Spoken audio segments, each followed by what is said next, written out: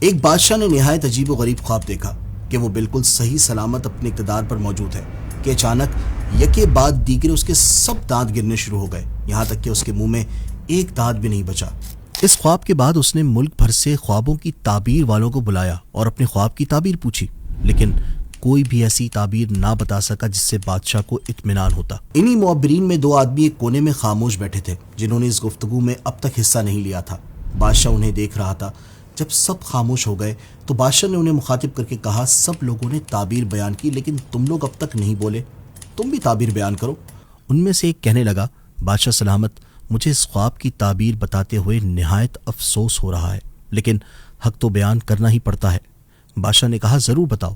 اس نے کہا، بادشاہ سلامت، آپ کی تمام اولاد آپ کی آنکھوں کے سامنے مر جائے گی، یقیناً اس سے آپ کو بہت دکھ ہوگا جس سے آپ کا بھی انتقال ہو جائے گا۔ یہ سن کر بادشاہ کے ہوش اڑ گئے، اسے بہت غصہ آیا اور اس نے فوراً سپاہیوں کو حکم دیا کہ اسے لے جاؤ اور قید خانے میں ڈال دو۔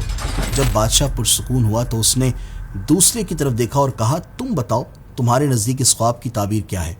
دوسرے نے کہا، بادشاہ سلامت، یہ بہت مبارک خواب ہے، اس کی تعبیر یہ ہے کہ آپ اپنے خاندان والوں میں سب سے لمبی عمر پائیں گے اور یقیناً آپ کے خاندان کا ہر فرد یہی خواہش رکھتا ہے۔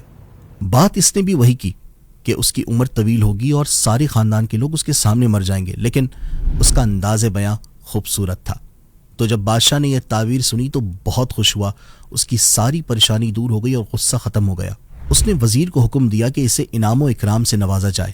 پتہ چلا کہ ایک ہی بات کو اگر انداز تبدیل کر کے بیان کیا جائے تو سامنے والے کو غصہ بھی نہیں آئے گا اور آپ کا کام بھی بن جائے گا۔